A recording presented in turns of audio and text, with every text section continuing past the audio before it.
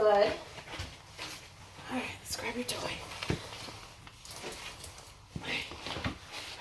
All right, so I'm using Rowdy because Rowdy doesn't have a whole lot of foundation.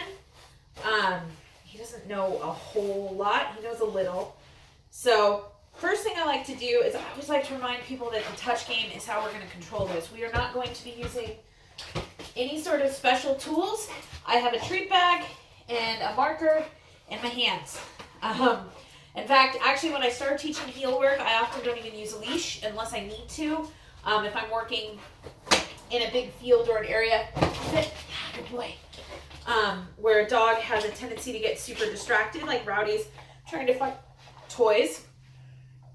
I might use a leash just to keep them from like taking off and blowing me off. But otherwise, I prefer to start on my foundation for heel work without a leash present. And even when I start working on a leash outside, I try to keep it as slack as I can. If I have the option, which I usually do because I always have one available, a long line is how I do it, because I want the dogs to be making choices, and I want those choices to be heel. So first things first, heel is not an act of motion. Heel is a position, and it means be it my left side. For Rowdy, it's going to mean left. Traditionally, we use left because we want to have our right hands free for carrying weapons or shaking hands.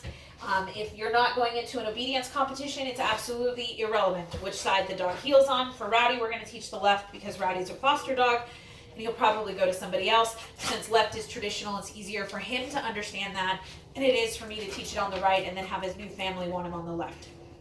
Rowdy, come. Yeah. Rowdy, all the way. Come. Yes, good boy. Hey. Rowdy. Okay, stop. Yeah. Come on. Let's go. Okay, so the first thing we got to work on is engagement, which Rowdy clearly needs some help with today.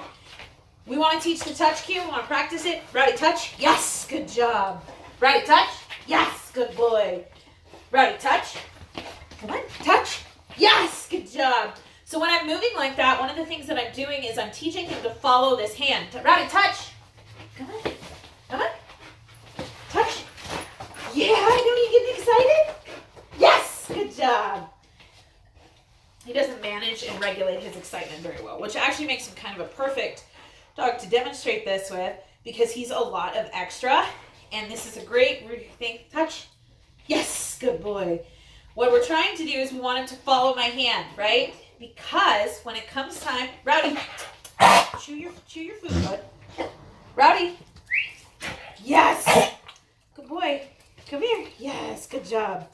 So when it comes time to putting him into the heel position, which remember is a position, it's not necessarily, it doesn't mean only when I'm moving, it doesn't mean anything like that. It means be at my left side no matter what I'm doing. Forwards, backwards, fast, slow, standing still. So I'm going to take my target hand. Heel. Yes, good boy. And when he's in the correct position, I'm going to reward him. Now, how I'm helping him with that is I'm taking it, luring him back. Ready? Heel. Yes, good boy. What I want is for him to understand this positioning. Yes, good job. And I can reward it as often as I need to start with. He's really excited about work. Typical healer. Ready? Heel. Heel. Yes, good job. Now notice how I'm able to use that target to get him to move forward. I'm not using anything. There's no control here with the leash. Nothing. It's some snacks and some targets. This allows Rowdy to really learn how to make the choice to be in the correct position, because he's going to have to make this choice when there's more things in stimulation in the environment. The reason, yes, good boy, I always start this in like my training space or in the living room or someplace in a controlled environment is because I want to minimize my distractions, like the cat coming in. Rowdy, come. Yes, good job. Good boy. We've got his engagement. He's listening a lot better now. Rowdy, heel. Come here. Yes, good boy. Notice how he's figuring it out. Now he wants to come to an automatic sit. That might be something he learned previously. Hey, bud, it's right here. You didn't catch it. We don't know. He came from a really rocky background, so I just know that he does. We haven't done a lot of work with this. So, Rowdy, heel. Yes, good boy. Now I'm saying yes when he's in the correct position because that's the position I want to keep him in. Rowdy, heel. Now notice, yes, good job. Didn't take very long for me. I don't have to take 3 or 4 steps back anymore. Rowdy, heel. I just have to move. Yes, good boy. Just a couple of steps. So when I'm going to get him in, Rowdy, heel. Yes, good job. And I'm not looking for perfection here. I want an approximation. I actually don't care if his butt is pointed that direction. If I was going into obedience competition, I might. You'll notice if you ever watch me working my silver lab, you'll see her positioning has to be really precise. That's because she competes. Rowdy is not going into a competitive environment. Rowdy is looking for a home. And so all he has to do is just be a good boy, right? I don't care if his butt's hanging out. He doesn't have a tail to get run over anyways, so it's irrelevant to me that his butt is hanging out. All I care about is the position. Now, even when I'm starting with a dog who will go into competition, Rowdy, come. Yes, good boy. Even when I'm working a dog who will go eventually into competition, to start with, I'm not really that persnickety about their butt either, because to me it is more important to get the concept before it is to get it right. We don't want to necessarily strive for perfection. If we're striving for perfection, we're going to miss all of our minor successes along the way. Structuring training as a positive experience for both you and the dog requires winning. It requires the dog to win and you to see success. If you're waiting for perfection, you're never going to get there. Rowdy, come. Good job. Yeah. All right. So now that I've taught him the heel position, we've kind of got an approximation of that. Heel. Yes. Good boy. Now comes the next step in teaching a heel. This is teaching my dogs to follow me and move with me in the correct position. So I'm going to arm myself with a handful of snacks here. And I am going to put, hey, heel. Yes, good boy. And now I'm going to put them in my hand and I'm going to Pez dispenser them out. So because he's on the left side, my left leg is going to remain stationary. Yes, good boy. I'm just pivoting. Yes, good job. Every time his butt moves, I'm rewarding him. Yes, good boy. Come on. Yes, good boy. Heel. Yes, good boy. Free, go get it.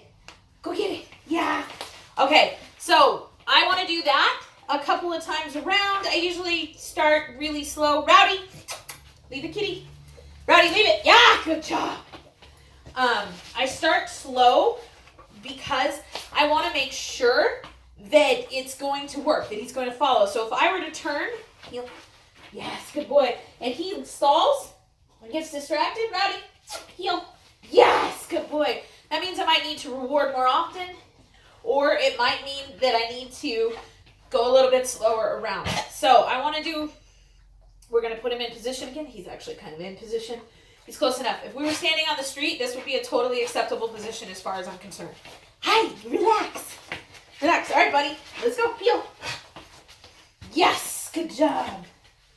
Yes, good job. Come on, bud. Yeah, good boy. So I've gone all the way around. Now I'm going to go 1. Rowdy, heel. 1, 2, 3. Yes, good boy. Free. And then I'm going to send him free. So we're going to come and we're going to try this all the way back here. Come here. Rowdy, heel. Yes. Good job. Good boy. And 1, 2, 3. Reward. Yes. Get it. And I'm going to send him free. So it's a full 360 degrees around. And then I'm just going to take 1, 2, 3 steps. I'm going to say yes. Yeah, good boy.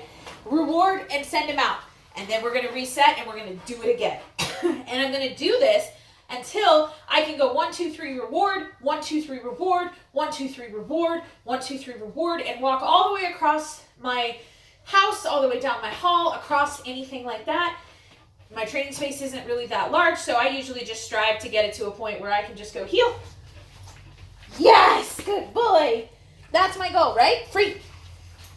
So we want to go 1, 2, 3 reward. We do not want to reward any fewer than, no, that's not what I'm saying. Excuse me, while I stumble over my words. We want to wait no more than 3 strides to provide reward.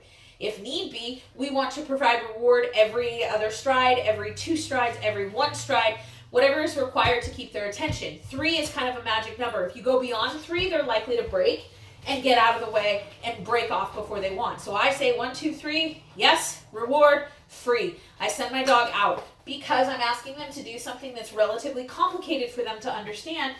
And in order to do it successfully, I have to make it short, quick, and easy. I want to build up. So once I've gotten to the point where I can cross my whole living room, or I can walk all the way down the hall, and I'm going 1, 2, 3, reward, 1, 2, 3, reward, 1, 2, 3, reward, and my dog's engaging, etc., moving outside. Then I go to the backyard, I go to the front yard if I don't have one. If we happen to live in an apartment, find that common space where you're frequently there to go potty. It's an area that's not a novel environment, and minimize your distractions. So don't show up at 5 o'clock when everybody else is taking their dogs out to go potty. Those kind of things. Work in that environment. If you need to use a long line, use a long line. It's totally fine. You notice Rowdy doesn't have a collar. Rowdy doesn't have a collar because he came into the rescue with severe neck injuries. So Rowdy has a harness. So Rowdy will be trained on the harness entirely until his neck is completely healed. He's almost there, but we're taking it really slow with him because of where he came from. So that's what we're going to do. So you're going to do your positioning cue. This is how we start a heel. Rowdy, come here. Heel. Yes, good boy. We're going to do the circle. Yes, good job. Reward as needed through the circle. Yes, 1, 2, 3. Yes, good boy. Now, since I have a short space, yes, good job. All right, get it. Since I have a small space, I just turned around. So that's how we start with the heel. When we're outside, same rules. We're going to start over. We're going to do the positioning exercise. We're going to do the circle exercise. And then we're going to 1, 2, 3 reward. Every time you take your dog to a new environment and you need to practice when they're learning loose leash skills, you have to start over from the beginning. Good news, it takes only a couple of minutes for them to figure that out. You saw how fast Rowdy put it together. Rowdy has literally only ever done this exercise one other time. Most of Rowdy's exercises involve behavior modification and getting him comfortable with people. So I don't spend a lot of time on his leash skills right now because that's not his area of most struggle. So, he's only done this one other time for one other video. So he's pretty fresh. He's a smart boy, but he's pretty fresh and he doesn't have a really good foundation on it. But that's how I teach it. And it's just piece by piece by piece. And as soon as I change my environment, as soon as I take him out to my backyard to practice this, I go all the way back to the beginning stages of this game because it's a new environment. As far as dogs are concerned, anytime you go to a new environment, the rules totally different. It totally changes. Rowdy says hi. Rowdy, buddy. All right. Yeah, good boy. All right, one more for the road. Ready? Heel. Yes. Good job, bud. Yeah, free.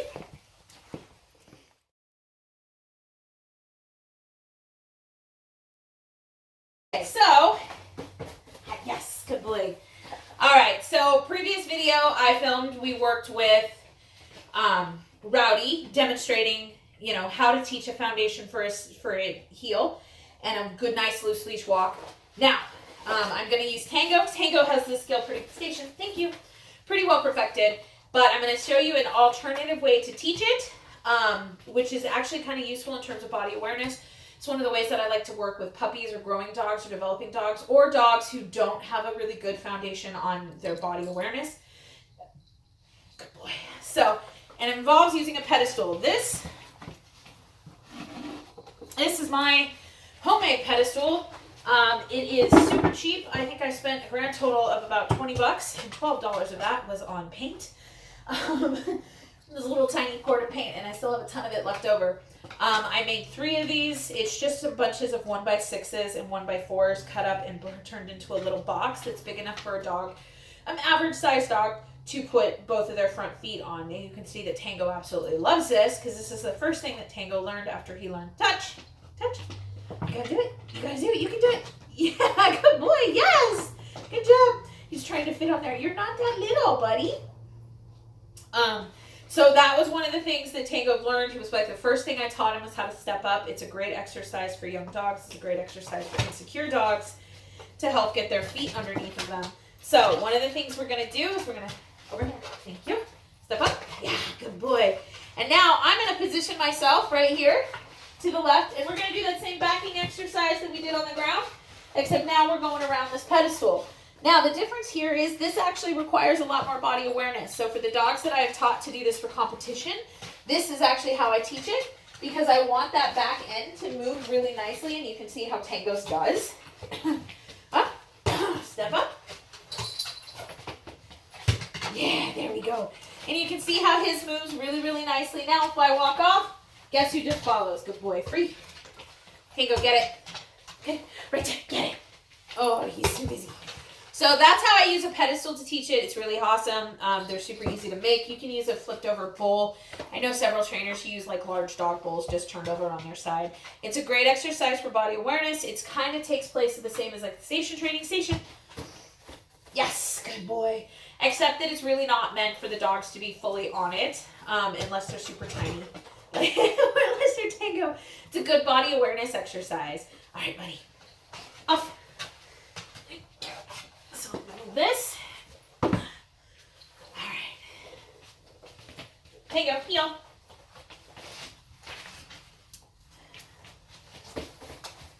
Heel.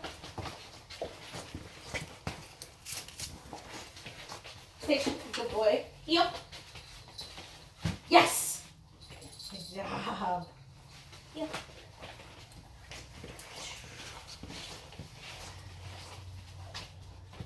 Yes. Good boy. Tango, heel. Yes. Good job. Heel. Yes. Good boy. Okay. Sit. Yeah, good boy. Okay, station. Yeah. Oh, off. Yeah, good boy. All right. Get it. Good boy.